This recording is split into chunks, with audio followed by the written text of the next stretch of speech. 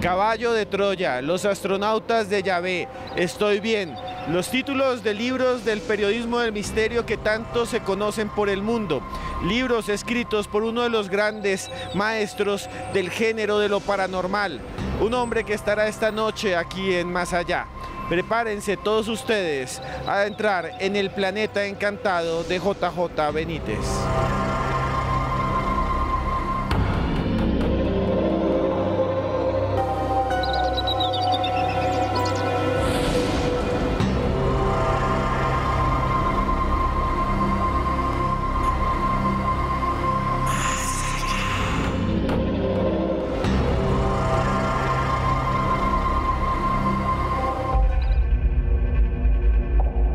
OVNIs, viajes en el tiempo, apariciones imposibles, vida después de la muerte. Temas intrigantes que desafían la lógica racional y que aparecen retratados en la obra de uno de los periodistas de misterio más importantes de las últimas décadas. Un periodista que lleva más de 50 años investigando los límites de la realidad y que ha consultado más de 14.000 fuentes en los 5 continentes. Un bestseller mundial llamado JJ Benítez. Es posible que la ciencia sonría burlona, pero ¿qué importa su escepticismo si las pruebas son tan abrumadoras? Un hombre nacido en Pamplona, España, en 1946 y que desde joven estuvo interesado en descubrir los misterios del universo. Misterios que lo llevaron a estudiar periodismo en la Universidad de Navarra y que lo enfrentaron a casos increíbles, casos que se compilan en más de 50 libros, entre los que se destacan Caballo de Troya, Los astronautas de Yahvé, La quinta columna, La rebelión de Lucifer y Estoy bien, entre otros. Este, sin duda, es un momento histórico. Textos repletos de testimonios, fotografías y teorías conspirativas que nos hacen pensar en la posibilidad de que nuestra realidad sea tan solo un plano inestable y desconocido. Un mundo lleno de misterio que descubriremos esta noche de la mano de JJ Benítez.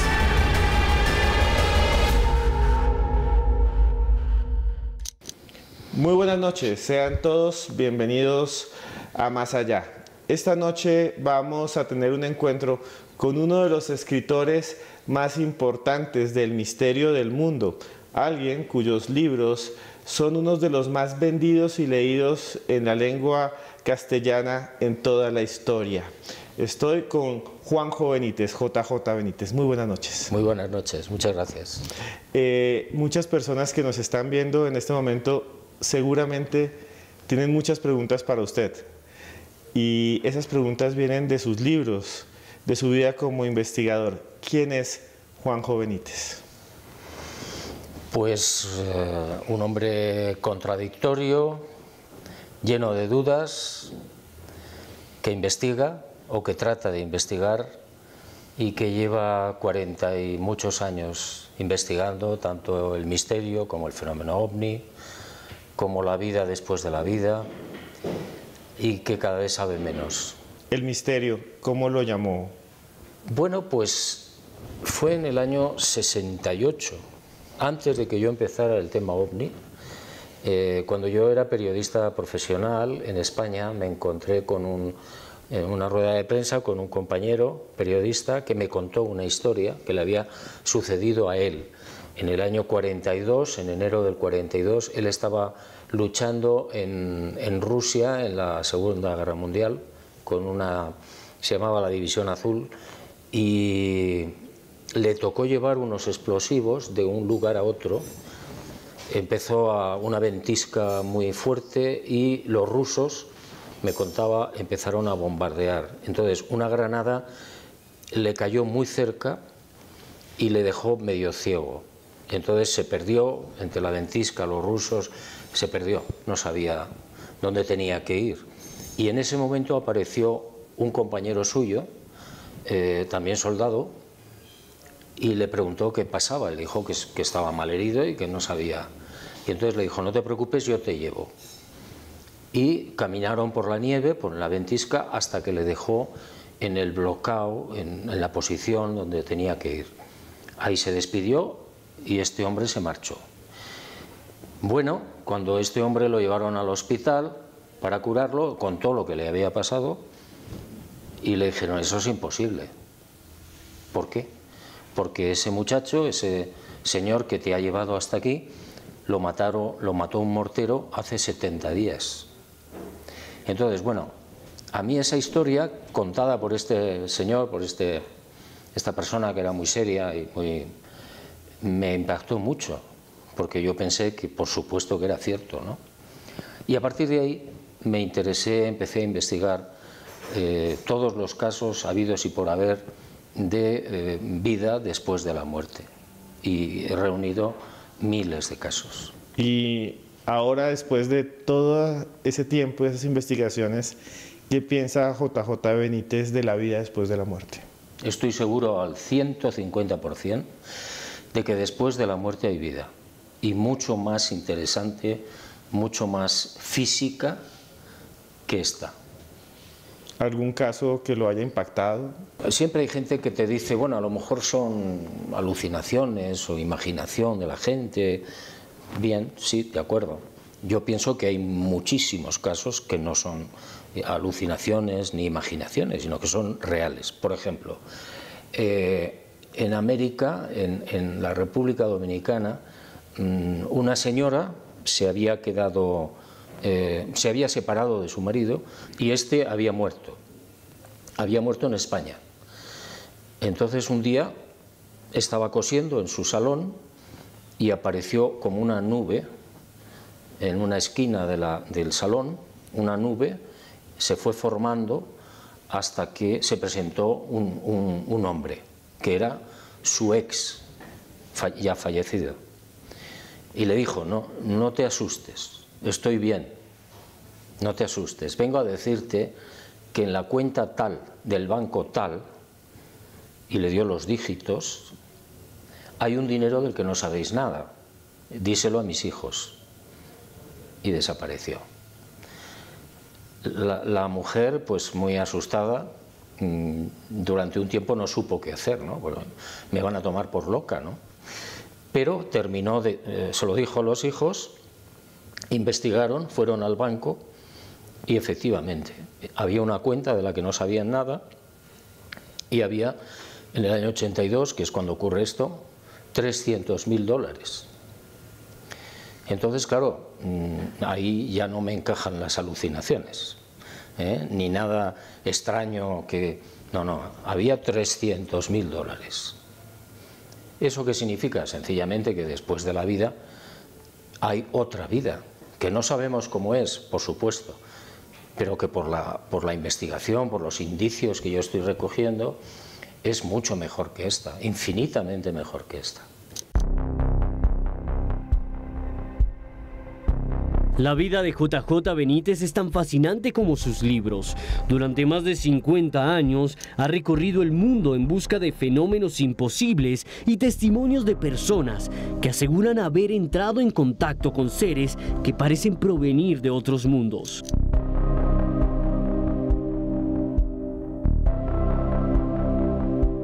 Si reuniéramos todas las páginas de sus libros, podríamos construir un edificio de papel de 40 pisos. Páginas que también nos hablan del misterio más importante de nuestra existencia, la muerte.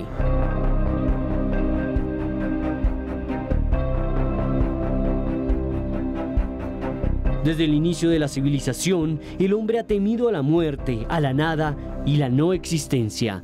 Temores que parecen disiparse con la creencia en un mundo en el que los difuntos sobreviven. Un mundo que para JJ Benítez es real y que ha estudiado a través de los mensajes que ha recibido personas que han tenido experiencias cercanas a la muerte. ¿Ha estado alguna vez JJ Benítez cerca a la muerte o a esa otra vida? ¿Ha tenido algún momento? Sí, tuve una experiencia, no llegué a ver nada, es decir, yo no vi ni el túnel que ve mucha gente, no vi nada, simplemente tuve un problema con el corazón y bueno, me hicieron un cateterismo con la mala fortuna de que el propio catéter, el plástico, me seccionó la aorta. Y entonces pues estuve a 5 minutos de pasar al otro lado. Lo que sí puedo decir es que esa experiencia cercana a la muerte, en mi caso, era como un sueño extraordinariamente dulce, era muy agradable. O sea, yo era consciente de que me estaba yendo, de que me estaba durmiendo, porque al final la muerte es dormir. Y bueno, luego me sacaron de allí, me llevaron a un quirófano y ya me sacaron adelante, ¿no? Es la única vez que yo he estado, que sepa, con un pie aquí y un pie allá. Pero también usted escribió un libro sobre la vida después de la vida. Sí, estoy bien. Y habla de experiencias de personas cercanas a usted. Sí, bueno, Estoy bien es un libro en el que yo cuento muchas investigaciones de personas que han visto, que han hablado con amigos o familiares que están muertos en todo el mundo. Y es verdaderamente espectacular. Es decir, después de reunir esa información, no te puede quedar la menor duda. Es decir, es imposible que se pongan de acuerdo un señor de Pittsburgh en Estados Unidos y una niña en Pakistán. Y cuentan lo mismo. Y cuentan que han visto a su familia muerta y que han visto, en el caso de Pittsburgh, a un compañero y amigo, profesor de la universidad, que ya estaba muerto, que llega y se presenta en la casa de este otro profesor para decirle una cosa aparentemente absurda.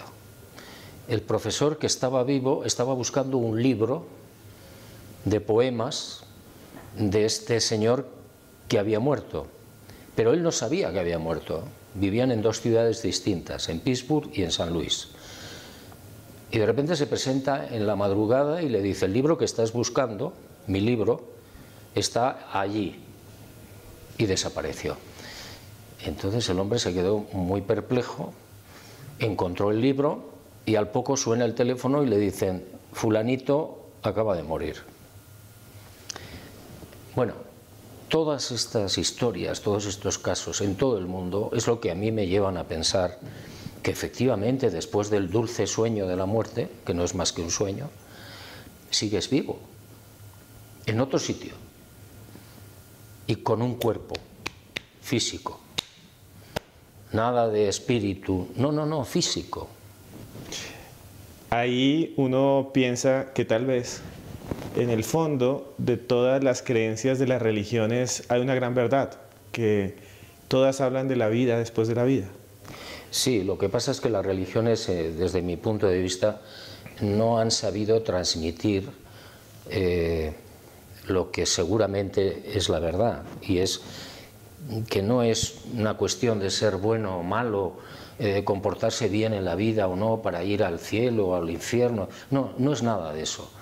Es decir, todos los seres humanos, todos, sean buenos, sean malos, sean creyentes, sean lo que sean, cuando mueren, todos van al mismo lugar y siguen vivos y nadie les juzga. El ser bueno o el ser malo es un juego dentro de lo que es esta existencia, que no lo podemos entender bien porque nuestra capacidad mental es muy pequeña y lo que hay al otro lado es enorme, ¿eh? Entonces las religiones, lamentablemente, lo que hacen es despistar a las personas. Yo por eso siempre recomiendo, si usted puede, huya de la religión, escape de la religión, piense por sí mismo. Bueno, ustedes que están allá en su casa, no se muevan porque esto está increíble. Tuiteen todo lo que quieran con JJ Benítez en Más Allá. Escriban sus comentarios y ya volvemos porque vamos a hablar de Caballo de Troya.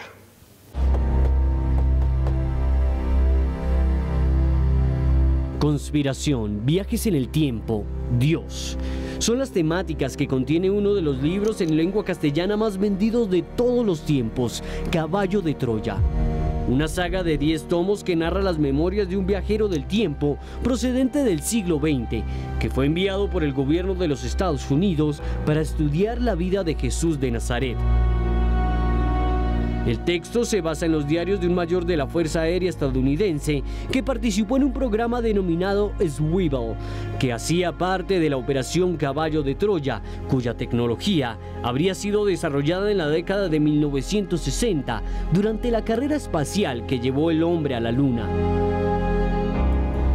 Publicado en 1984, Caballo de Troya es el libro más vendido de periodismo de misterio de la historia, siendo traducido en más de 20 idiomas. Sus letras nos muestran una visión alternativa de la vida de Jesús, mostrándonos un hombre mucho más relajado y comprensivo que los evangelios, un hombre que estaba destinado a transformar el mundo.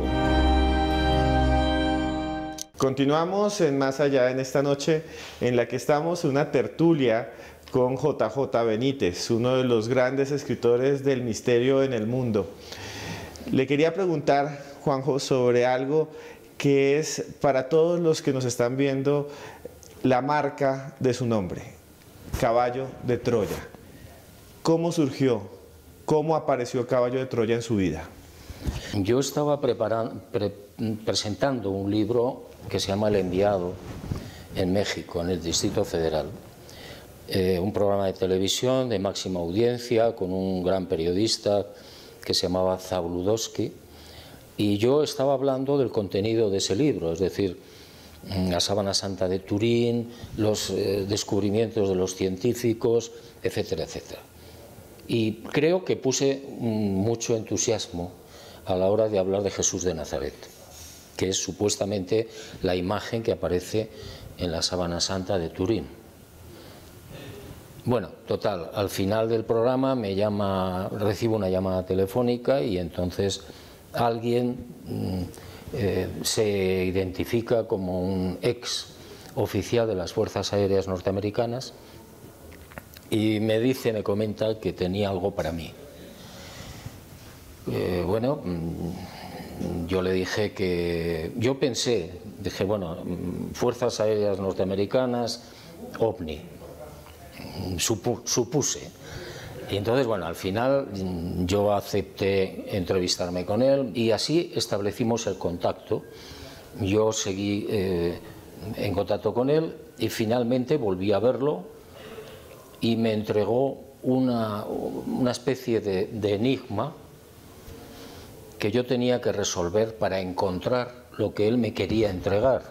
Bueno, conseguí la información y me encontré con una serie de manuscritos en los que había, yo leí la verdadera historia de la vida de Jesús de Nazaret. Ellos aseguraban que habían hecho un experimento, los norteamericanos, y se habían trasladado a la época de Jesús y le habían seguido paso a paso durante toda su vida pública. Y eso es lo que es la génesis del muy reducido, ¿no?, de Caballo de Troya. Yo nunca he podido demostrar, y lo he dicho muchas veces, si se llevó a cabo o no el salto en el tiempo. Pero lo que sí digo es que lo que verdaderamente a mí me importa es lo que se cuenta sobre Jesús. Es decir, esa vida pública, lo que pasó, lo que dijo, que no tiene nada que ver con lo que te cuenta la religión, es lo que a mí me cautivó. Ese Jesús de Nazaret es extraordinariamente bello, extraordinariamente cercano y mucho más lógico que lo que yo he leído en los evangelios. ¿Y Caballo de Troya también le cambió su vida? Sí, claro. A ver, yo me eduqué en un colegio religioso, católico, en una universidad del Opus Dei, en Pamplona, España, pero, bueno, pues la vida, el periodismo, me hicieron dudar de todo. Es decir, todo lo que yo había recibido en mi educación, sobre todo religiosa, pues se tambaleaba. Había cosas que no me encajaban, que yo no entendía, que no aceptaba. Bueno, y al descubrir la información que yo recibo, me encuentro, repito, con un Jesús de Nazaret totalmente diferente. Entonces me cambió. La brújula hizo así, pum, 180 grados. Después de ese encuentro que usted tuvo con este mayor o con estas personas que aseguran viajar en el tiempo, ¿volvió a contactarlos o desaparecieron? Bueno, yo estuve en contacto con el mayor durante un tiempo, personalmente y por carta, hasta que fallece. Y después, ya sí te lo adelanto para tus oyentes y tus espectadores, con el segundo piloto, Eliseo, yo he podido establecer contacto 2 veces. Y consecuencia de ese contacto, en Noruega, yo recibí una serie de informaciones muy interesantes.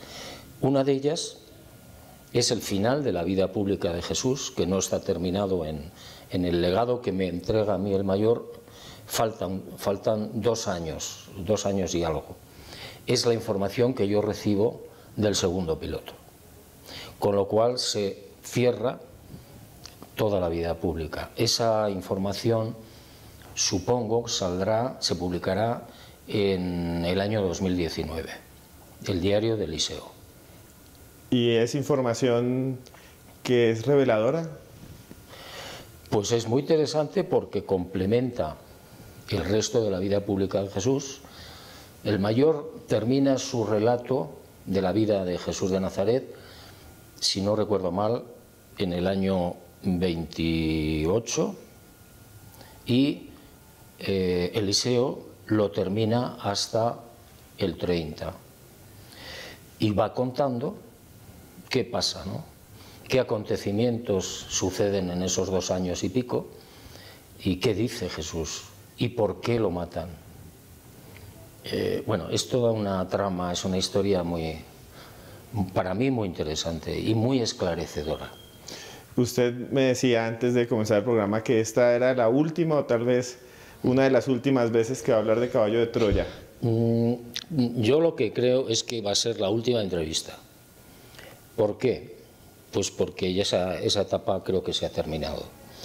Y quiero no seguir presentando libros, no participar en actos públicos en la medida de lo que pueda, ¿no? Es mi intención. Luego el resultado ya veremos. ¿Cómo cree que lo van a recordar a usted en 100 años? ¿Como Caballo de Troya o como algo más? No me preocupa demasiado, o sea, cómo me vayan a recordar. No, cada uno tiene su contrato y su trabajo aquí en la tierra. Y bueno, hombre, pues supongo que sería muy agradable que me recordaran como una persona que transmitió la posible verdadera historia de Jesús de Nazaret. ¿Y cómo se siente usted después de tantos años, tantos libros acerca de la historia de Caballo de Troya? ¿Qué siente JJ Benítez frente a eso? Yo me he dado cuenta, bueno, en los últimos años me he dado cuenta de que cada uno, como digo, tiene un papel en la vida. Todo el mundo tiene un trabajo, tiene un contrato, lo cumple sí o sí, aunque no lo entienda. Y en mi caso yo entiendo que, digamos, la zona más importante de mi vida o de mi trabajo es intentar abrir la mente de las personas. ¿Cómo? Pues con los libros, con la palabra, es decir, pues abrir la mente de los seres humanos a que hay otros mundos, a que hay otras civilizaciones fuera de la tierra, que Jesús de Nazaret no es lo que te han contado, es mucho más. Y por supuesto que hay vida después de la muerte, que hay que tener una esperanza, ¿no? Una esperanza, pase lo que pase. Vivas lo que vivas o malvivas lo que malvivas, después de muerto seguirás vivo. Usted desarrolla en otro libro Los astronautas de Yahvé.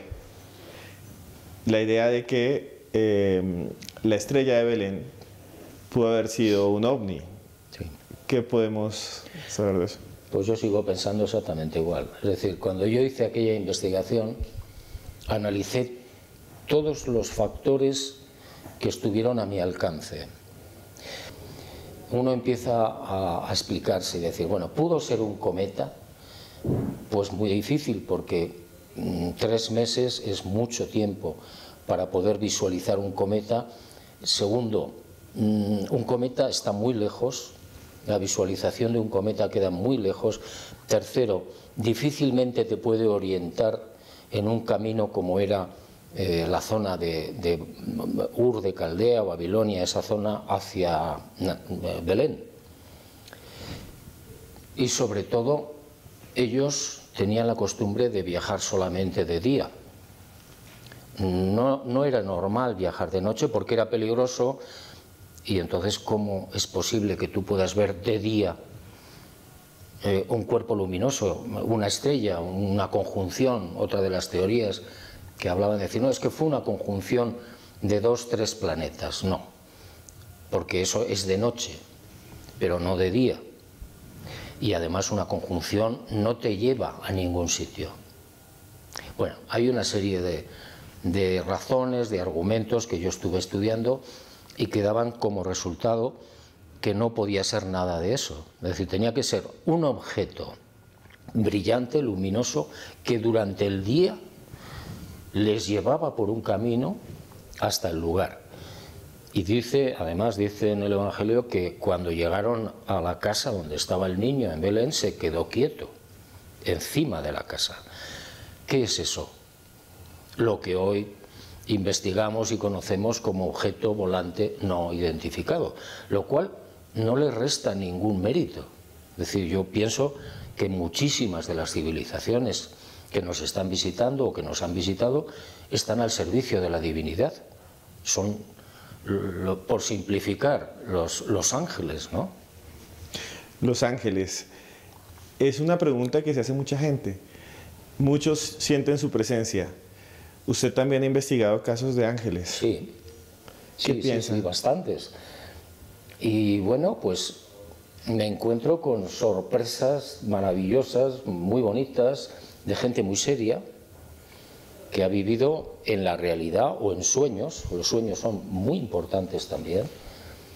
Pues ayer mismo yo estaba conversando con un señor, un médico, que me decía, bueno, yo en un momento determinado tuve un sueño y un ángel, una criatura, un ser todo luminoso de blanco, me dice, dile a tu mamá que el niño, la niña que va a nacer, le tiene que poner el nombre de Gracia, no María.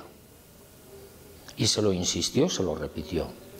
Entonces, cuando termina el sueño, se va a ver a su mamá y efectivamente la señora estaba a punto de dar a luz, pero era una época en la que no se sabía el sexo del niño o de la criatura.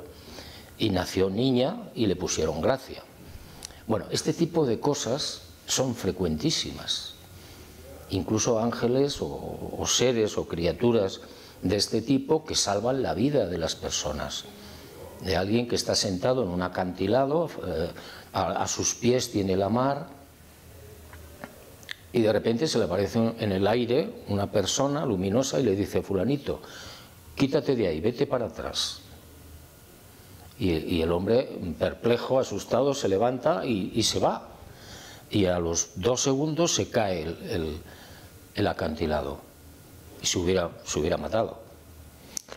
Bueno, historias y casos increíbles que estamos viendo aquí en esta noche junto a JJ Benítez. Ustedes sigan escribiendo en Twitter, aquí abajo, con el numeral JJ Benítez en Más Allá. Ya regresamos porque vamos a hablar de algunos casos que investigo en un libro llamado La Quinta Columna.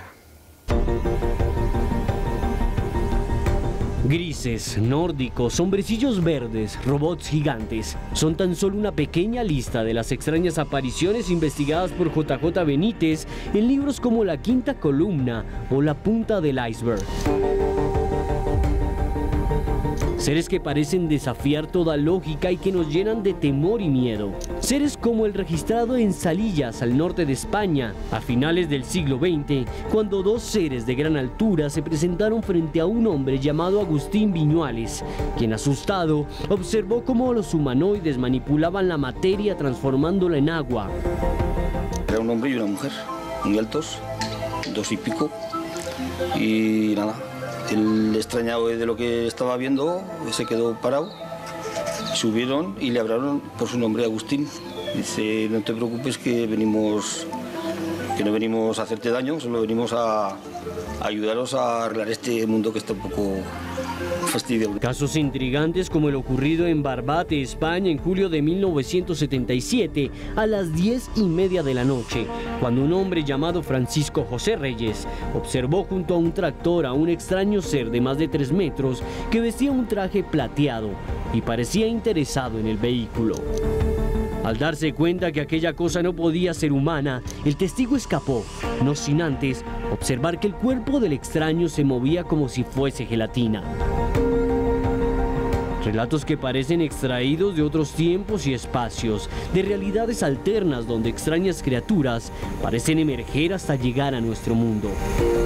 ¿Quiénes son estos extraños visitantes? Continuamos en Más Allá en esta noche dedicada al misterio, con uno de los escritores, ya lo he hecho mucho tiempo, de investigadores más importantes de la historia del periodismo de misterio. Escribió este libro, La Quinta Columna, que ya es bastante antiguo, pero tiene unos casos impresionantes. Señor JJ Benítez, quería preguntarle sobre algunos de los casos de humanoides que usted investigó aquí, y para mí uno de los más fuertes e impresionantes es el de los ensotanados de las Urdes. Sí, eso fue... las Urdes es una región española próxima a Portugal. Ahora está bien, pero hace unos años estaba muy abandonada, eran caseríos muy dispersos, ¿no? Y muy atrasados. Y empezaron a aparecer allí unos seres. Yo me fui a investigar inmediatamente y me contaban la gente del pueblo, muy sencilla, muy humilde, que del suelo veían brotar a unas criaturas, a unos seres vestidos de negro, que claro, los atemorizaban, ¿no? Y llegaron incluso a tirarles piedras, ¿no? A los campesinos de allí, de la zona. Para mí el caso más interesante de ese libro, uno de los más interesantes, es lo que me cuenta un individuo al que de esas cosas, yo no creo en la casualidad, hace muchos años. Yo iba haciendo una investigación en el norte de España de un sitio a otro y me para un señor, me hace autostop. Y entonces lo monto, lo llevo. No es habitual que yo recoja a nadie en la carretera por seguridad, ¿no? Y este hombre, pues nada, empezamos a hablar y me dice, ¿usted cree en los ovnis? Y dije, pues un poco. Y entonces me cuenta lo que él vivió en un pueblo de La Rioja, en España. Bueno, él pertenecía a la banda terrorista ETA en esos momentos. Y se le presentaron 3 seres con unas capuchas también ensotanados. Bueno, el hombre recibió tal impresión que dejó las armas. Dejó ETA, dejó el terrorismo y bueno, pues su vida cambió por completo, ¿no? Yo estuve investigando aquí en Colombia un caso que no he podido terminar por las circunstancias que ustedes conocen mejor que yo, por la guerrilla.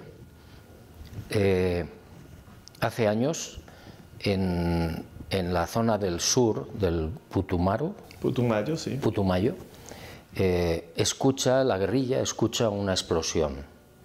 Acuden al cerro, al monte, y ven toda una superficie llena de restos metálicos. Piensan que es un helicóptero norteamericano o un avión norteamericano y ven, si no recuerdo mal, a 3 seres muy altos con monos muy ajustados. Uno estaba muerto y los 2 estaban vivos. Piensan que son gringos, se ponen a conversar, pero no hablan inglés, no entienden lo que dicen. Total, los capturan, los atan y los torturan. Entonces no gritaban, no se lamentaban, no decían nada. Total, que el guerrillero que me lo cuenta, que ya abandonó la guerrilla, dice que uno de ellos muere y al otro lo colocaron boca abajo, colgado de los árboles, y este hombre sintió piedad por este individuo y por la noche, en un momento determinado, le pegó un disparo. Y dice que toda la selva, todos los alrededores, se pusieron de color verde. Bueno, esa es la historia muy resumida. Yo dije, bueno, lo interesante sería acudir a ese lugar, intentar ver si quedan restos y qué pasó con los cadáveres. Pero por las circunstancias que yo comentaba al principio, no ha sido posible. Una historia realmente fuerte. Ustedes que están allá, al otro lado, no se pierdan porque viene el remate de nuestra entrevista con JJ Benítez. Escriban con el numeral de hoy que es JJ en Más Allá. JJ Benítez en Más Allá. Los esperamos después de comerciales. Continuamos en Más Allá, en esta noche en la que exploramos la obra de uno de los principales periodistas de misterio de la historia.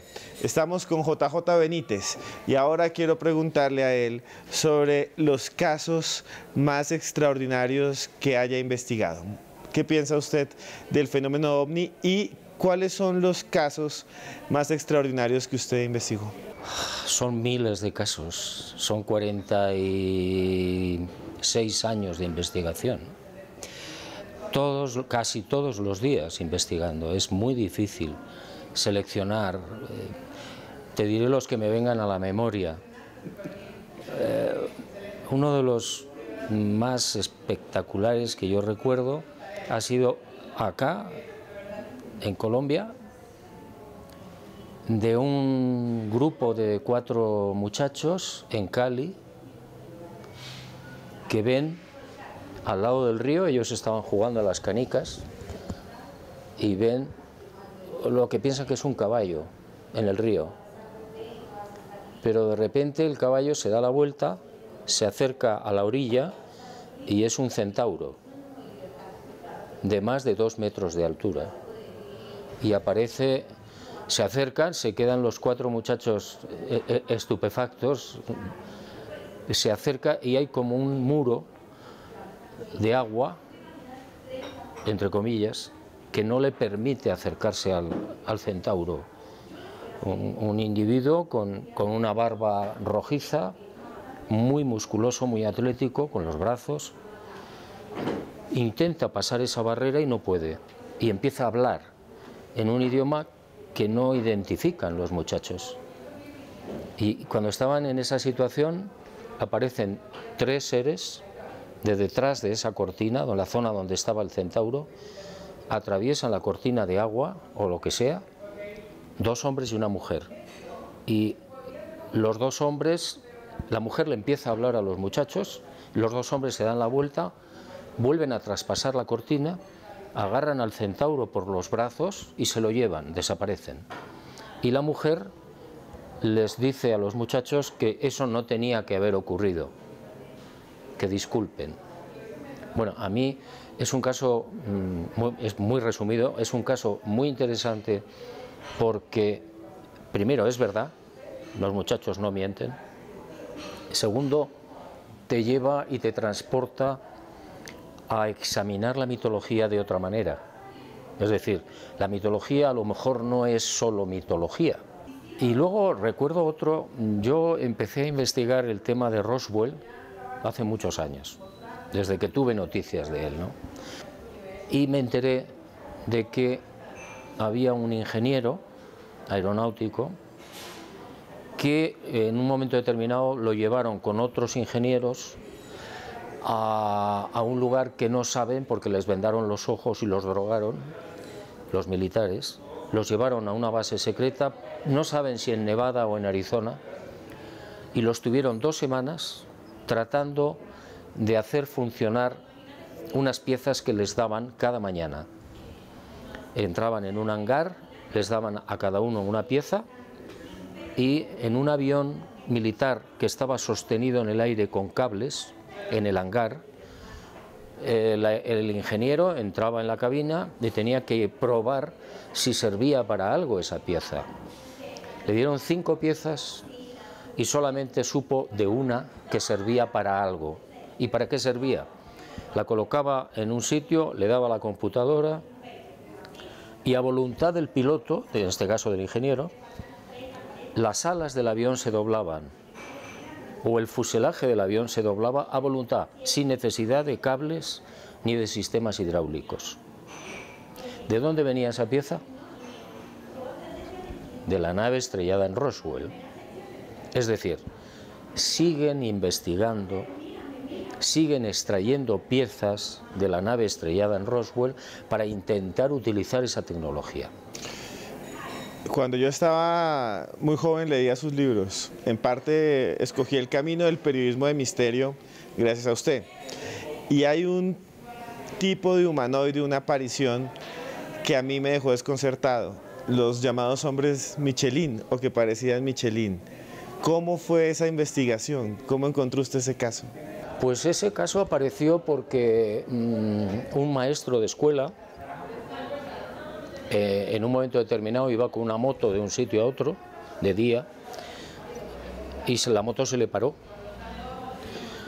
Y vio delante suyo, muy cerca, vio a 2 seres, uno más alto que el otro, con un traje como el de Michelin, y se quedó muy impactado, ¿no? Porque en la isla de Reunión también ha habido casos parecidos. Es decir, ha habido en diferentes lugares del mundo. Y son probablemente astronautas. O sea, no son un fenómeno único, digamos. No, ha habido en bastantes casos, en bastantes sitios. En la isla de la Reunión hubo varios, pero hay muchos sitios. Yo recuerdo otro caso de un matrimonio que iba en un auto y por la carretera venían de ver a su hijo de un campamento militar y en el arcén de la carretera, en la orilla, había un individuo con traje Michelin, pero flotaba, estaba levitando sobre el asfalto. Y le entró un pánico espantoso y al final le fundió, al pasar frente a él, le fundió la batería del carro. ¿Qué son estos seres? ¿De dónde vienen? Son seres no humanos, evidentemente. Hay cientos de civilizaciones, no es una, son cientos de civilizaciones distintas. ¿De dónde proceden? Son conjeturas. Cuanto más investigas, menos sabes. Pueden venir de la galaxia, pueden venir de otras galaxias, pueden venir de otras dimensiones que nosotros todavía no conocemos. Y yo sé lo que dice la ciencia, es imposible, no pueden venir porque está muy lejos, porque necesitarían años y años. Bueno, es cierto, pero según el concepto humano del viaje. El concepto humano de viajar va cambiando. ¿Qué quiere decir esto? Que ellos tienen una forma de viajar diferente a la nuestra, que nosotros no podemos ni concebir, porque nos pueden llevar 500 años, 1000 años, 1 millón de años. ¿Cómo sabemos nosotros cómo va a ser la ciencia dentro de 500 años? Es imposible. Hay un incidente que no puedo dejar de preguntárselo. Es uno de los casos OVNI más importantes que jamás se hayan investigado en España, el incidente de Manises. ¿Usted lo investigó? Sí. Bueno, en el 11 de noviembre del 79, un avión de pasajeros iba desde las Islas Baleares a las Islas Canarias sin escalas, creo recordar que eran 109 pasajeros. Y en un momento determinado, cuando estaban por el Mediterráneo, aparece un objeto a su izquierda y le acompaña al avión. Y el piloto, lógicamente, preguntó a las torres de control que si había algún tráfico al lado. Y le dijeron negativo, no hay ningún tráfico. Y oiga, pues yo tengo aquí a mi izquierda 3 objetos o un objeto que tiene 3 luces que me está, bueno, que se está acercando mucho y que yo no sé qué es. Ah, pues no sabemos nada, bueno, todo el lío de las torres. Y el hombre, con buen criterio, el piloto, dijo, bueno, mire, yo voy a bajar en Manises, que es Valencia, el aeropuerto de Valencia, porque no sé lo que es esto, y por seguridad bajo. Bajó y efectivamente la gente del aeropuerto vio varias luces encima del aeropuerto. Pocos minutos después salía un caza militar de la base de los Llanos, un poco más al sur, en Albacete, y estuvo hora y pico intentando alcanzar a uno de estos objetos. Y el piloto me decía, Fernando Cámara me decía, era imposible. Es más, cuando yo intentaba filmarlo, me anulaba la filmadora, pero décimas de segundo antes de que yo pulsara la filmadora, ya estaba anulada. Cuando yo intentaba pulsar los misiles, ya estaban anulados los misiles. Cuando yo intentaba pulsar el radar, ya estaba anulado el radar, lo que ellos llaman colimar. Antes de que él pulsara, ya le habían leído el pensamiento. Es un caso muy emblemático, por lo menos en España, ¿no? Es un clásico ya. ¿Usted habló con el piloto? Sí, sí, muchas veces. ¿Él tuvo algún problema por lo que dijo? ¿Lo persiguieron? No, él tuvo que hacer su declaración, tuvo que hacer su informe, que por cierto cuando lo desclasifican el caso en el año 92, esto fue en el 79, se encontró con que el informe del piloto no estaba, no lo sacaron. Es decir, la desclasificación OVNI de la Fuerza Aérea Española es una tomadura de pelo. Los mejores casos no han salido y los que han salido los han censurado. Y así en todos los países. Es decir, no crean ustedes ninguna desclasificación de ningún país, porque lo que están sacando es de segunda división y está mutilado. Los verdaderos casos no salen. Y la Fuerza Aérea Norteamericana sigue investigando, en secreto. Eso de que se acabó con el libro azul en el 69 es mentira. NASA sigue investigando. NASA pertenece a los militares, no es civil. Y los militares siguen investigando allá donde sea. Y las embajadas norteamericanas siguen transmitiendo informes de ovnis a Estados Unidos. ¿Por qué esa conspiración? ¿Por qué? ¿Quieren quedarse con toda la tecnología? ¿No quieren que la humanidad conozca de la existencia porque sería un cambio social muy fuerte? ¿Por qué los gobiernos ocultan la existencia? Yo creo que no los gobiernos, los militares. Los gobiernos generalmente no tienen ni idea de lo que está pasando o saben muy poco. Son los militares los que verdaderamente tienen conocimiento y saben lo que está pasando. Y yo creo que hay varias razones. Yo entiendo que la más importante puede ser, ellos saben lo que es el fenómeno OVNI, saben muy bien desde hace 70 años, tienen pruebas, tienen naves estrelladas, tienen criaturas y tienen todos los testimonios habidos y por haber. Entonces, ¿qué pasa? Si yo, militar norteamericano o ruso, me da igual, le digo al contribuyente, es cierto, hay unas naves, hay una tecnología, hay unas civilizaciones que nos llevan 10.000 años, los que sean, y no podemos hacer nada contra ellos, y de hecho invaden el espacio aéreo español del país que sea, constantemente, lo ven los radares. ¿Qué le puede decir el contribuyente a los militares? Entonces, ¿por qué le estoy yo pagando a usted el sueldo? ¿Por qué le estoy pagando el sistema defensivo? Si usted no me puede defender a mí, yo no sé si son pacíficos o no lo son, pero usted no me puede defender. Razón fundamental para ocultarlo y negarlo, porque ellos perderían, los militares perderían la hegemonía. Yo no digo que todos los militares sean así, pero las cúpulas sí lo son. Segunda, crearía un verdadero pandemonium, sería un caos. Todo el mundo se haría preguntas, no por miedo, sino por lógica. Es decir, a ver, ¿y la religión es la misma la nuestra que la suya? ¿Y la cultura es lo mismo? ¿Y la medicina es igual? ¿Y la economía es lo mismo? Etcétera, etcétera.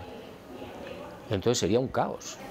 Bueno, ha sido una tarde, una noche encantadora junto a JJ Benítez y junto a ustedes en Más Allá. Yo sé que no le gusta que le digan así, pero le voy a decir así. Maestro, muchas gracias por estar esta noche con nosotros en Más Allá. Nada, gracias, un honor. Gracias. Nos vemos con ustedes en 8 días. Y recuerden que por más lejos que andemos, siempre habrá un más allá.